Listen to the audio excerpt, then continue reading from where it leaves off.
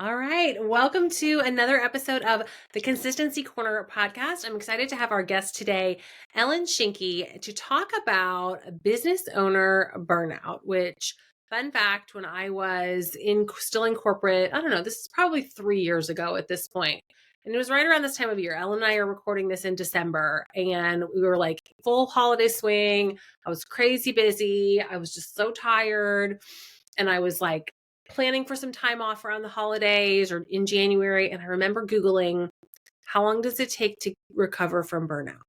Or am I burnt out? Or like something like that. And it was like, if you're Googling it, you probably are.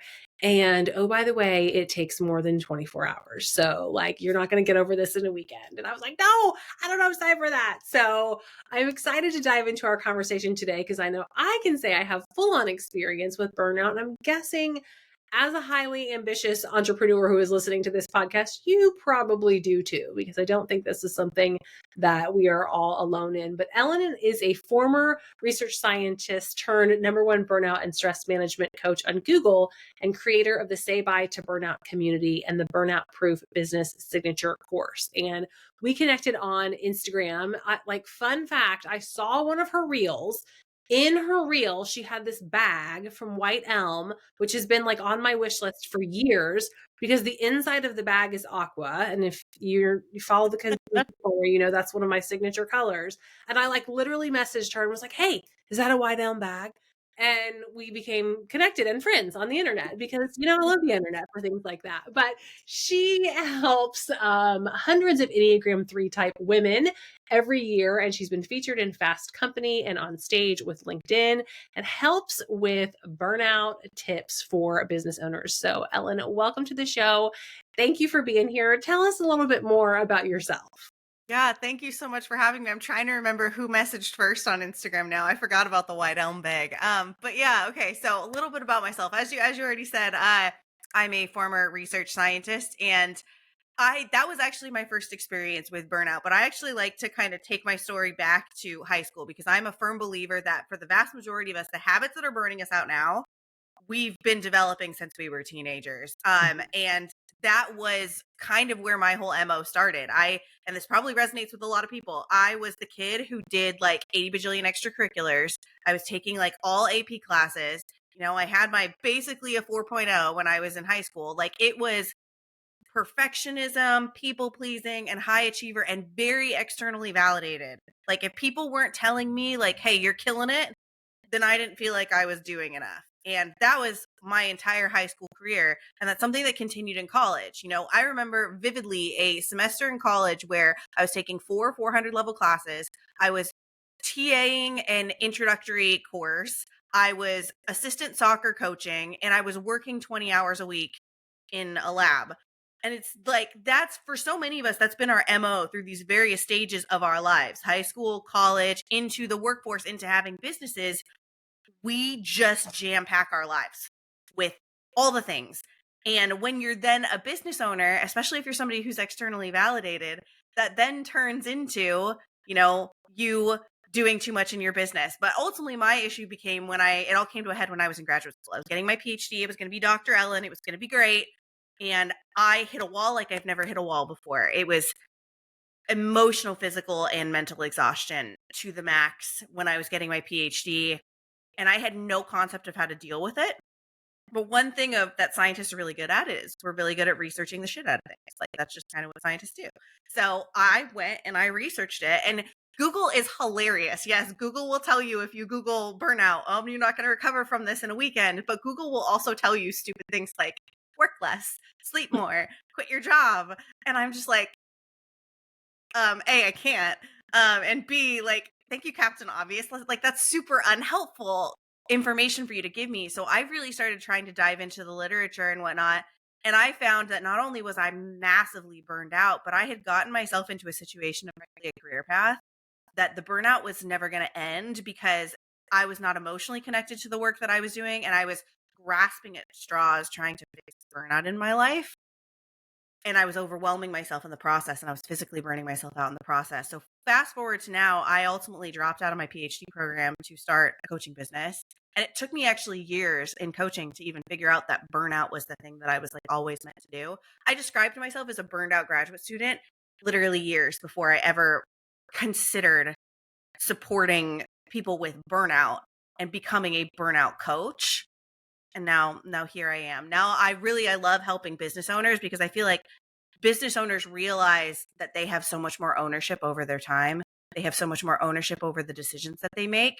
And I think a lot of business owners realize like the way in which I'm operating is not a way in which I can continue operating. And they have that ownership and that willingness to make changes. And that's why I love helping business owners, because you have the capacity to take control of every facet of your business if you really want to, and create a business that's burnout proof. And that's what I love. And that's kind of the thing that makes me really excited now. So that's a Yeah. little bit of my background. Yeah, well, I can definitely identify with that like need for external validation. And I know that you mentioned supporting Enneagram 3 type women, which are often those achievers, Yep. those performers, need for external validation. And that's a really hard pill to swallow, but it Yep. sounds like that's a first step in the healing journey, right? Yeah. I built my entire business around Enneagram 3s because I am one. Like I get that deep-seated need to constantly be doing and going, and perhaps it's because my business isn't quite established enough, but I'm very still intimately familiar with the experience of burnout. Like we were just riffing off of before this. It's happened to me this fall as I kind of navigate a new season of my business. And that is because I'm an Enneagram 3, and our MO is to constantly take on too much and constantly have superhuman expectations of what we are capable of and what our bandwidth is. And that is a very Enneagram 3 thing, that high achiever mentality. And yeah, absolutely. That's what I built my whole business around because I get it. I am you. And I know viscerally that your mindset and your worthiness is often just like built around how people see you and what you're accomplishing and what you're getting done. And that's why it's so important to not only just shift your systems and like, it's not just about your productivity apps. Sometimes it's about your very mindset that we need to kind of take back and take a hold of to ultimately help you overcome burnout. Yeah, because I think what happens is we continue to chase and chase and Mhm. chase and chase that external validation, and even when you get it, it's not enough. Mhm. Absolutely. I actually was talking to somebody recently who was saying that they feel like some people have, fight, flight, or freeze. Your whole like stress response is motivated by fight, flight, or freeze. And she was like, I think a lot of people have like an overdeveloped fight response or an overdeveloped like flee response. And I was like, oh yeah, achievers, Enneagram 3s, I feel like we're stubborn as all hell. I'm also a Taurus, so that's a really bad combination. But like we're stubborn and we just like, okay, well, this isn't working. I'm going to fight. I'm going to push through it. That's kind of our MO, is to do and to act to overcome the stressors and the insecurities even in our lives. We fight through it. And I think it's that overdeveloped fight response. I think she was really onto something. Yeah, yeah, for sure.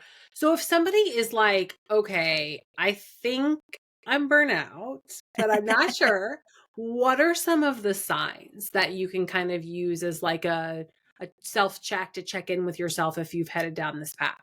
Absolutely. Yeah. Yeah. To save you from going down the Google path of trying to figure out whether or not you're burned out. Well, like you said before, if you're Googling it, you probably are burned out. But really from some of the signs, like we were talking about before, there's an element of burnout that is very much the physical element. I actually think it's what a lot of us think of when we think of burnout, is we think of exhaustion. But it's not just exhaustion, it's like such a depth of exhaustion that it feels like no amount of sleep or rest is going to help you bounce back from that. So like you're sleeping like 12 hours a night every single night of the weekend, and you still wake up Monday morning and you're just like, nope, didn't sleep enough. It's that depth of exhaustion, feeling tired and damn near everything that you do, even if it's literally just like sitting at your desk, which shouldn't take a lot of physical energy. You just feel tired doing it. But accompanying with that, sickness, especially if you're finding that you are either sick for way longer than is normal, or you're finding that you're repeatedly getting sick. And I will use myself as an example. I'm perhaps the most, like, maybe I'm the jokingly worst burnout coach ever, but I feel like I'm just the most transparent burnout coach ever. Because I said, burnout is still a very visceral experience for me. I've gotten sick like 3 times this fall. And it's because I had a speaking schedule this fall that I didn't know until I experienced it that it's too much. I can't do that much speaking in that period of time. And that's, a lesson learned for me. I didn't know it until I experienced it. And how it manifested for me is I have gotten sick on 3 separate occasions over the course of this fall. And that is not normal for me. For some people, that might be normal. Maybe that is, every fall for you, you get hit really hard by flu season and all of that. But that's not normal for me to get sick that much. The sicknesses usually don't last a super long time, but I have gotten sick repeatedly. That's a massive sign of physical burnout, because when we're in stress and we're in burnout, our immune system gets run down. Fun Mhm. fact, my bachelor's degree and my master's degree are in microbiology and immunology, so I'm like intimately familiar with our immune systems. Worms. Science nerd. But yeah, that like depth of exhaustion and that repeated or prolonged illness, your body is telling you, I am run down. You need to pay attention. So that's definitely a big one. But I also feel like, and I see this a lot in clients, a lack of motivation in your business. And this should be, especially because it's a switch from normal for an Enneagram 3. For somebody who's a big high achiever, high performer, we're usually very motivated, very engaged. Like our problem is not showing up to work, it's not being able to turn off. So when you see a lack of motivation in yourself, that is a big sign of emotional burnout. And Mhm. why that usually happens is for a couple different reasons. It could be just values conflicts, that your business is not in line with your values and it's really hard for you to get yourself to show up for it. Values conflicts are a big reason why we have burnout, but it also very well could be boredom. Boredom burnout is actually a class of burnout. It's kind of a subtype of emotional burnout. And I feel for a lot of people, oftentimes we build businesses that maybe aren't the ideal business that we might have wanted to build. Maybe it's the business that we felt like we should build, or we get so caught up in the things that are making money that we don't ask ourselves, how much do we actually enjoy those things? And there can Mhm. be a lot of boredom that ends up happening because of that. So if that's the reason why you're not showing up, those values conflicts or that boredom, I see that actually quite a lot with small business owners and entrepreneurs. They feel like they're going through the motions day in and day out. They're not engaged and intrigued by the work that they're doing, whatever that work might be. That is a big potential sign of emotional burnout or boredom burnout. And I would say the last big sign is the kind of the fourth class, if you will, is overwhelm burnout. And one of the biggest things I tell business owners to look out for with that is an inability to turn off. And that might be, I feel like that one requires a little bit of explanation, because an entrepreneur's life is probably like an inability to turn off. You're constantly thinking of new things. You're constantly thinking of, new ideas for your business, new, I don't know, content you want to post on social media, whatever it might be. Our brains are going. I don't think that's a bad thing, because that to me is creativity. That's Mhm. you trying to be innovative and keep things interesting for yourself. I think that's a good thing. What I'm kind of talking about with the overwhelm burnout is like those racing thoughts that happen, like maybe when you're trying to go to sleep at night, and you're not necessarily coming up with ideas. You're thinking of, oh my god, how am I going to get this done? Oh, I have all of these things coming up over the course of the next week. That kind of catastrophizing that we Mhm. might do that prevents us from getting that much needed rest. Yeah, That that, and like, that can spiraling. Exactly. And it can happen. Maybe it's not when you're going to sleep. Maybe it's happening when you're trying to, engage in relationships, like friendships or relationships with loved ones. Maybe you're trying to be present in those moments, but you can't actually stay present in it because your brain is spiraling about all of these other things and about Mhm. how you're spending your time. If that's happening constantly, and again, if it's constant, if it's something that happens, once and then it's gone and then you don't experience it again, I wouldn't worry too much about that, because that is maybe you're just going through a stressful period of time. But if that's your constant experience, every time you're engaging with loved ones or every time you try to lay down to go to sleep at night, that's a potential red flag that you could very well be headed toward burnout. So I would say those are, in a nutshell, some of the big signs to look for and kind of some of how they can show up for a small business owner in Yeah. particular. So, you mentioned that Google says, like, quit your job or, take 2 weeks off or whatever, which is not realistic for most of us. Mm-hmm. What are some things we can do when we realize that we are starting to head down that road to burnout to prevent it before it gets, to the point that you need 6 months off or that it's gonna Yeah. take years to recover? Yeah. Okay. So what I'll actually do is I'll take the like cookie cutter examples that they usually give us on Google, and I'll give you alternatives. So if it says like quit your job, I think that's freaking terrible advice because like even if you're like somebody who's in corporate, like job searches are stressful enough. And like even just trying to like restart a new job, if you haven't figured out the things that are ultimately leading to your burnout, you're probably just going to burn out again in the new Mhm. job. So I guess the entrepreneurial equivalent to quit your job would be like start another business or completely like tear down your business and start something new. And similarly with that, I don't actually think that's a good strategy because if you don't figure out the reason why you're burning out, it's probably just going to happen again. And whatever this next iteration of your business is going to be. So in that situation, what I would say is you need to do the behind the scenes work that the vast majority of us skip out on. In the course and the mastermind that I'm putting together, one of the very first things I have people do is I call it creating a sustainable mindset. And basically what it is it's doing all of that background work, figuring out what the heck are your values?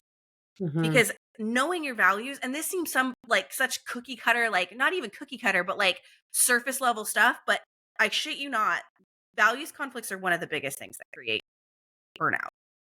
Like not being in line with your values and not having your values show up in your life, in your work, is one of the biggest things that can create burnout. And for most of us, we either know our values, but we don't ever intentionally try to connect with those values in our day to day lives. Or I actually think this is the bigger issue.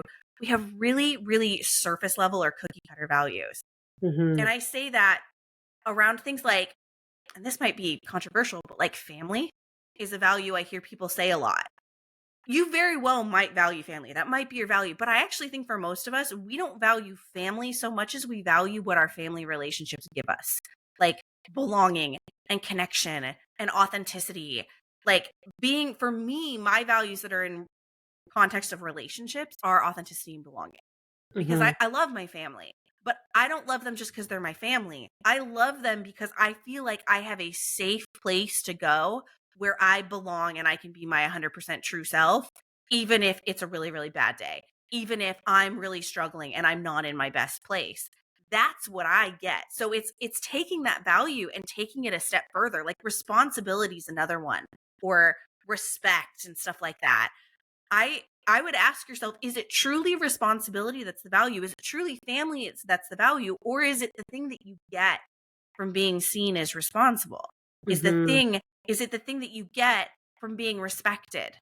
Because for me, it's not about respect. It's about the fulfillment that I get from being seen as somebody who has integrity or being seen as somebody who has a strong sense of morality. That to me instills a sense of fulfillment in me. That's more of the value. So that is what I would say is you got to do that behind the scenes work or otherwise you're just going to burn out again. You got to do that values work. Asking yourself, and I think this is something a lot of business owners need to ask before they start a business and they skip over it completely. What kind of lifestyle do you want in your business?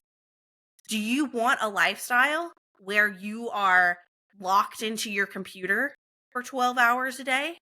Or do you want a lifestyle that instills more freedom? The vast majority of entrepreneurs start their business because they want more freedom in their life. For whatever reason, however you're going to use that freedom. And they start it with that intention and then they unintentionally build a business that gives them zero freedom. Mhm. That's not only going to create a values conflict, that's going to fundamentally create a lifestyle that doesn't light you up. So getting very, very clear on all of that stuff helps you to not only be aware of what's wrong in your current business, but if you did then decide to tear your business down and start a new one, that's the thing that we need to do. You're starting a new one from a place of complete clarity of what you want to create for yourself, of the ways in which your values need to show up in your world and in your life. So, like, that's a massive thing that I think a lot of entrepreneurs skip out on. That is a reason why there's burnout and there's a reason why they want to quit their job and start again. But maybe it's more of the physical side. Maybe it's the sleep more. I'm not going to knock sleep. Sleep is like my miracle cure. When I'm sick, whew, give me like a few nights of real good sleep and I'm going to be like back on track. Hence why I'm feeling like a human again after Yeah. having a cold last week. Um, but maybe it's not just sleep. Maybe it's also, it could be the quality of your sleep could be a part of it. Maybe it's also that you're not doing enough in your life to build stress resilience. Because to say that you're going to have I used to use like catchphrases like stress-free success and stuff like that. And now I think about that and I'm like, that's bullshit. There's never going to be stress-free success. Like that is impractical to say that you're not going to have stress in your life. But what we can do, because stress is actually a good thing. Stress is adaptive. Stress helps us become better. And so Mhm. what we can do instead is we can build our stress resilience. And we can do that by things like exercising. Exercise builds stress resilience. But it doesn't just have to be exercise. It can be anything that pushes you out of your comfort zone a little bit. Like, and this is going to be an unpopular suggestion, but it's still a good one. Cold showers or like cold plunges are fantastic for building stress resilience and helping your body decrease the inflammation that's already there from the Mhm. stresses that are in your body. So cold showers, it could also be like hot tubbing or like going into a sauna. So any of those like extremes in temperature help our body build stress resilience. It could even just be something as simple as, I mean, I'm sitting at my desk right now, but like how often do you stand up and move around? Maybe the fact that you don't have energy over the course of the day is because your butt is planted in one spot for 12 straight hours. Mhm. That's going to make anybody's energy levels tank. That's actually a red flag for me of when I need to stand my standing desk up is when I feel myself kind of turning. You guys can't see me right now, but like with that moment where you like fall back into your chair because you just can't sit up straight anymore. When I feel that and I feel my eyelids kind of drooping and I'm starting to yawn, stand the desk up. And it's Mhm. like an instant energy injection when you do that. Yeah. Yeah, so I think to your point, like resting and sleep absolutely makes a difference, but Mhm. like what are you doing from day to day, hour to hour to Yes. protect and manage your energy? Exactly. It's micro habits. Like I Mhm. love the book Tiny Habits. I read that book and I'm like sitting there like preach BJ Fogg because like that is what it is about is these micro habits of how often do you stand up? How often do you drink water? How often do you eat? I will be completely honest and say sometimes I get so in the zone when I am working that I forget to stand up and eat until my stomach is literally like hurting because I haven't fed it in so long. So how often do you eat? Those little micro habits Mhm. of movement can make such an impact. And it's even, from the overwhelm perspective, it's even the micro habits of how often do you capture the things that you need to remember? How often do you write them down somewhere versus how often do you just ask yourself to remember that thing? Because the more stuff you're trying to store in your brain, the more your brain's going to feel overtaxed and overwhelmed. One of my go-to systems for preventing overwhelm is I have what I call a quick capture page in my productivity app of choice. And if I think of anything, I think of a task I need to do, think of, I don't know, like a Christmas idea for my mom or a birthday idea for somebody or just a note that I want to send somebody, I write it down Mhm. immediately upon thinking about it. A content idea for my business, I write it down immediately upon thinking of it. Because I think that's another big thing. We are thrown so much information over the course of every single day, whether you're super active on social media or not. Life in the 21st century is constant barrage of information. And if you don't have a way to take all the thoughts that are coming up in your head with that constant barrage of information and get it out of your brain, you are going to feel overwhelmed and you are Right. going to not be able to turn off. Right. So, So just the culture that we live in, the world that we live yes, in and of itself can be leading to burnout. So if we don't have exactly. ways to kind of manage and mitigate all the Mhm. inputs, I can Mm, imagine that it does yeah, lead to the overwhelm. exactly. Micro habits. That's how I would Mhm. think about it is micro habits. One of my clients that I wrapped up with about a month ago, that was one of the things she said is I was shocked to find that burnout and stress management wasn't about drastic lifestyle changes. It was about Mhm. all of these small things and Yeah. how those small things compile together. That's really the best way to think about burnout and stress management is what are the little habits that I'm doing? If Yeah. a And habit's hard to implement, don't worry about it. right. Try And something what else are the small. little habits that it's not a matter of doing it one time, but doing it consistently, Yes. right? True. Hey, way to tie it into your podcast. Yes, Yes, absolutely. Yes. absolutely. So let's talk a little bit about outsourcing and how for a business owner that can be a way to help support managing all the tasks and all the things, but how for an Enneagram 3 or high achiever who's used to doing it faster, better, more efficiently than Yep. anyone else, we can truly use this as a tool versus like something that's just going to add more stress. Absolutely. Absolutely. Obviously, overwhelm can come from a place of you have too much. Period. End of story. So, absolutely, delegating is a way to do that. And I feel like we've all been told how to delegate. Like, take the thing that you know you shouldn't be doing or the thing that you hate doing and give it to somebody else. What I always say to people, because inevitably the argument I have made many times, because I will admit I don't have a team, I don't have a VA. I'm a one woman show over here in my business, which I feel like a lot of people probably feel that way. One of the big things I do is I delegate to technology.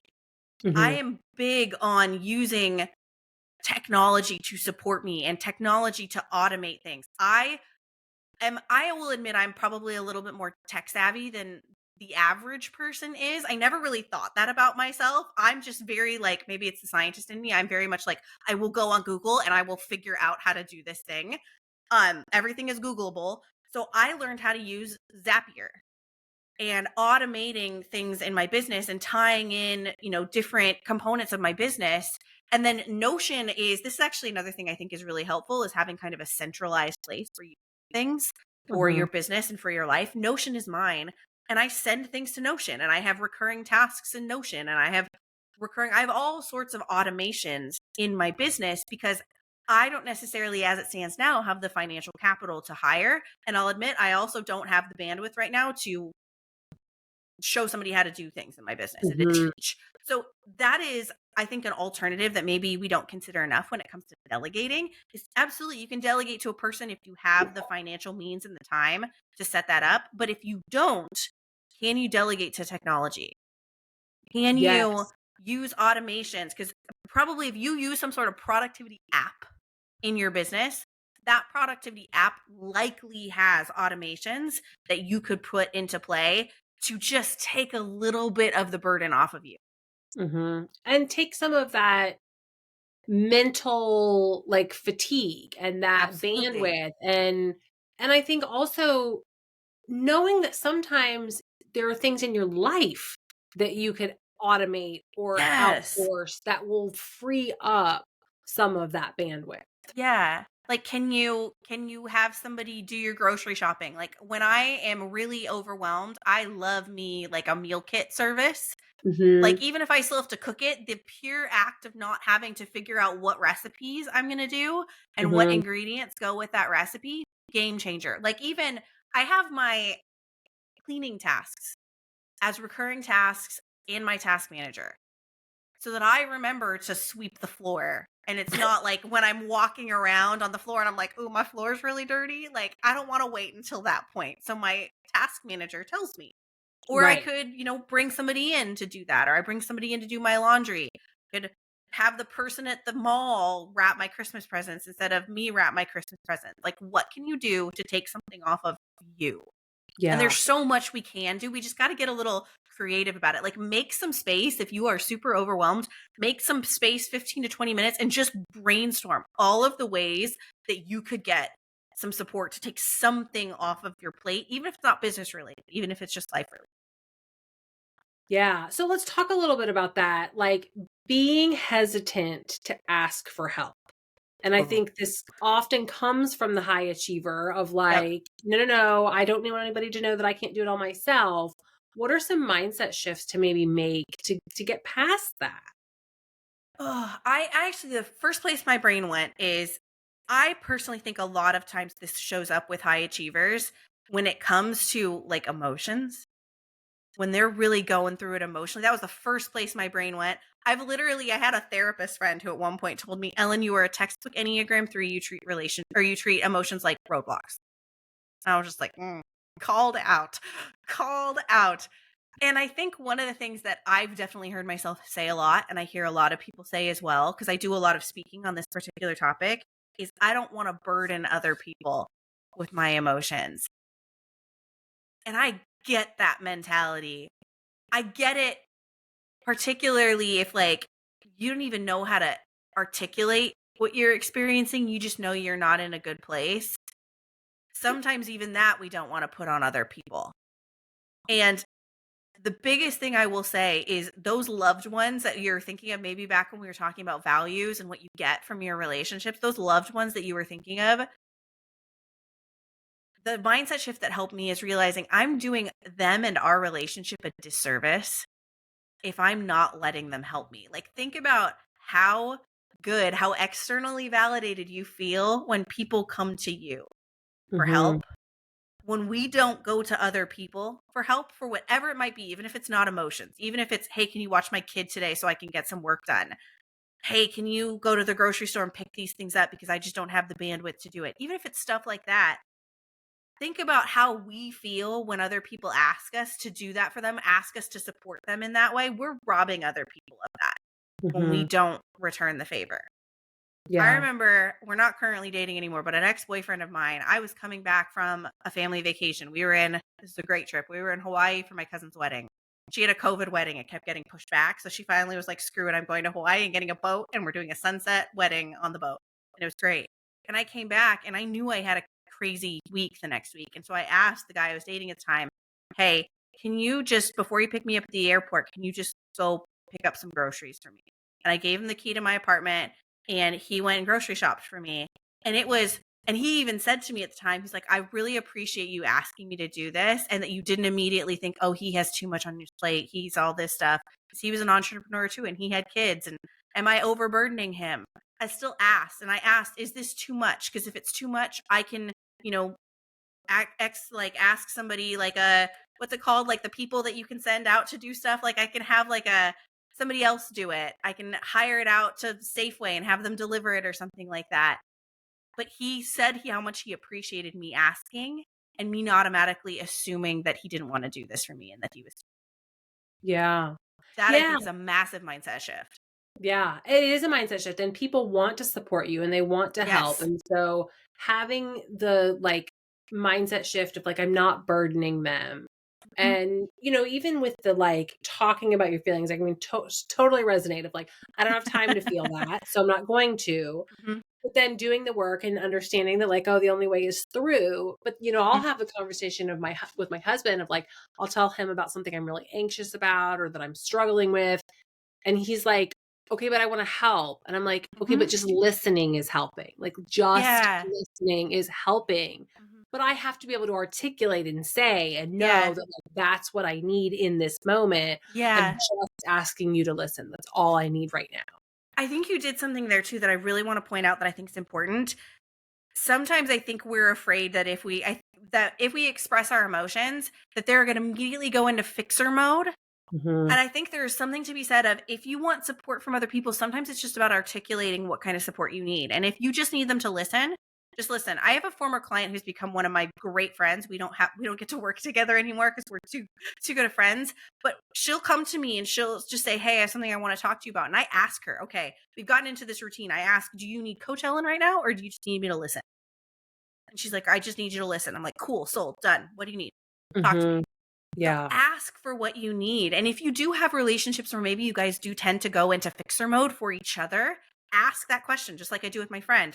Do you need me to help, or do you need me to just listen? Because I Yeah. feel like the vast majority of the time we just need people to listen. And if that's what you need from people, articulate that. Hey, I'm going through this thing. I don't need you to fix anything. I don't need you to tell me like what I can do and to troubleshoot it with me. I just need you to listen. Mhm. And I think like to understand, sometimes you just need to externally process. You just need to speak out loud. Do. Like, Oh, and it's, oh, you're not asking for advice. You're not asking for anything. I was like literally working on a project for like redesigning a funnel. And I was with my mom and we were getting our nails done. And I was like, I just need to like think out loud. And I'm like, should I redo this? So I have the data. And she was like, I have no idea. I'm like, I'm not actually asking for your help. I just need to say it out loud to another yeah. human. And I think that is huge. Emotional processing is huge. If you are feeling overburdened, you have a lack of motivation right now, or you're just feeling emotionally exhausted right now, you probably haven't emotionally processed that. Mhm. Period. End of story. Whether it is to other people, some of us are verbal processors. I'll admit that probably 75% of the time, I'm not a verbal processor. I'm a written processor. So maybe it's not going to other people. Maybe you just need to grab a notebook or sit on a Word document on your computer and just type it out and write it out. Mhm. It's about getting it out of your brain and out of your system, because our brain feels like things are infinitely more dealt with when Mhm. they are written down and they aren't floating around in our head. That's why writing tasks and to-dos down can help. And it's why externalizing our emotions can help, whether it's writing or talking, is it feels more dealt with when it's Mhm. off our chest and out of our system. Yeah, for sure. Oh my gosh, these were such good tips. So many good things and takeaways to, prevent burnout, deal with burnout when we're in the space. And so before we wrap up, I have a couple questions that I want to ask just to get to know you a little bit better. And we talk so much about brand values and you've talked about being in alignment with your values. So I'd love to know, what is one of your values and how have you landed on that in your business? Oh, I have an entire course on how to find your values, because I feel like a lot of people don't know the deeper values. And that's how I found my values, is by going through this process. And I repeat this process probably every couple of years just to make sure my values are still what I think they are. Mhm. I've already given a couple of my values. Authenticity and belonging are two of my values. Freedom is one of my values. Fulfillment is one of my values. What's one of the ones that I haven't given yet? I think one of the ones that I haven't given yet is prosperity, is another one of my values. And for me, that value represents, safety and security, financial prosperity, but it also represents vitality for me and physical Mhm. vitality. And I came up with that by doing essentially a massive values brainstorm and realizing that I had all of these values that were kind of related to the notion of thriving in Mhm. life, whether it is financially or physically and in my health. And I saw that theme in all of these values. And then I just kind of looked for a word that really resonated with Yeah. me and really felt like it captured everything. You know, prosperity felt good, vitality felt really good, but it felt like it was missing the financial component. I don't Mhm. mind thriving, but prosperity just resonated on a deeper level with me than the word thriving did. Yeah. When I think of prosperity, it brings a visuals to mind Mhm. for me when I think Mhm. of prosperity, and of how I want my life to look and how I want to feel in my life. And that's ultimately what led me to picking that word. And I would actually recommend to take your values a step further. I always recommend that my clients not just come up with the word for their value, but come up with what I call a value statement. It's kind of Mhm. like your own dictionary definition of what that word means Mhm. and what that value looks like to you. So that's kind of a way that I like to take my values a step further, is to have those statements attached that really Yeah. define, this is what this looks like. Language is so It incredibly is. important. And doing those exercises, even if you feel like, well, I know my values, I live them, they're in my head. But do you? Have you Mhm. truly defined them? And sometimes finding the right words and the right statement can make all the difference in bringing that clarity that, was keeping you like the 1 degree off that you Yeah. needed to get to. Yeah. And a 1 degree off over an extended period of time, that can take you very off track from where you want to be. Yeah. Yeah, for sure. Well, one of my personal values is personal development and living with a growth mindset. So I always love to ask our guests for a favorite personal development book or podcast. And if you're like me and you Oh can't my pick a favorite, gosh. something you've read or listened to recently that really resonated. Um, I really feel like the podcast I want to shout out right now, I am in a era of really trying to get back on track with my self-care and my health habits, because I have had kind of a rough couple months of realizing, okay, nope, this was too much for me. And I started working with a coach who, she is a business coach, but she also, her background is in personal training, and her podcast I have been loving. I think I've only been listening to it for a couple months, and it already showed up in my Spotify Wrapped as one of my top podcasts. That's how much I've listened to it. It's called Crying Burns Calories. And I've been loving it. She hits on everything from relationships to how you approach your physical health to, your self-talk and self-compassion. She talks about all of it. And I just love the notion of crying burns calories, and let's normalize having a good cry.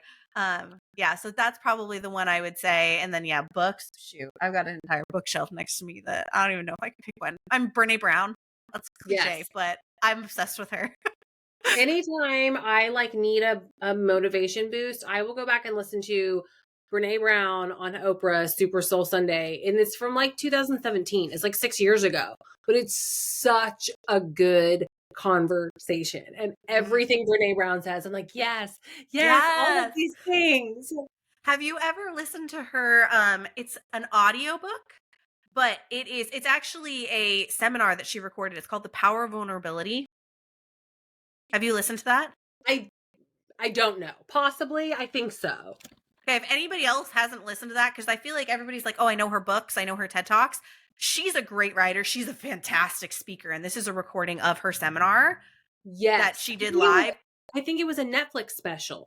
No, this is No. actually, it's like 12 hours long. Like it's Oh, like a okay. multi-part seminar that she did for some group. And they recorded it, and it's amazing. It's honestly probably my favorite personal development ever. And I listened to it. This is how much I liked it. In 2017, when I did a road trip, I listened to that as I was driving from like Boise, Idaho to like Lake Tahoe. Okay. That's what I listened to, was this in the Yeah. car. And I'm like laughing and crying and like, pay attention to the road, Ellen. And yeah. Yeah. So good. Oh my goodness. Well, the other thing that I always love to ask is something that you're really consistent with, either in your business or your personal life. And I will preface that with the reminder that consistent doesn't have to mean constant, but Yes. something that you have, a habit that you've cultivated that you're very consistent with, that makes you proud. Yes. I'm actually super proud of this one. I do what I call a weekly review every single week. I'm actually due to do it right after we're done recording this podcast.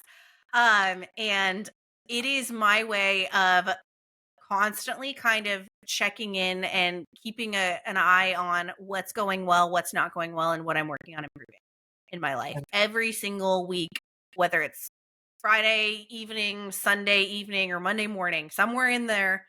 I sit down and I ask myself those 3 questions. And I, again, former science nerd, I use it to basically find the patterns in my life, to Mm-hmm. look for data, what's showing up from week to week, what's something that's going well that I need to make sure I keep doing, and what's something Mm-hmm. that's not going well that I need to address. And that has been, I turn it into a ritual, and it's genuinely something that I look forward to doing. And I think it's an absolutely invaluable practice to have, to do something like this, because it's making that space to sit down with yourself and to reflect and to check in and see how it's going. And I've been doing that for probably 6 years at Yeah. this point in time. And I I'm love it. curious, do you have like a Google Doc? Do you keep a journal? Like, where do you I document? I do it in Notion. I do it in Yeah. my Notion app and my Notion planner. And yeah, I just go in, and it's all really cool, because then when I check in with myself for the month, it pulls in all of the weekly reviews that I did over the course of that month. And then when I Mhm. do like a quarterly review, it pulls in the monthly reviews. So it's all synchronized. I review myself constantly on Mhm. basically every time iteration you can. And I do it all in Notion so that I can very, very easily go in and spot the patterns. Mm, yeah, very cool. Well, Ellen, thank you so much for being here. This was such a great conversation. If our listeners are interested in connecting with you, learning more, where do you hang out online, and where can they connect with you? Yeah, I'm Coach Ellyn basically everywhere online, and it's ELLYN. We threw the Y in there just to mess you up. But Instagram is definitely a good place to find me. My website is coachellen.com. And I'm also on YouTube, and I love being on YouTube. I'm working on building my YouTube channel. So if you like connecting via video, that's a good place to find me. But if you like just jamming out on Instagram, find me there at All Coach Ellyn, right. ELLYN. Awesome. We'll link that in the show notes. And again, thank you so much for being here. This was a great conversation. Thank you.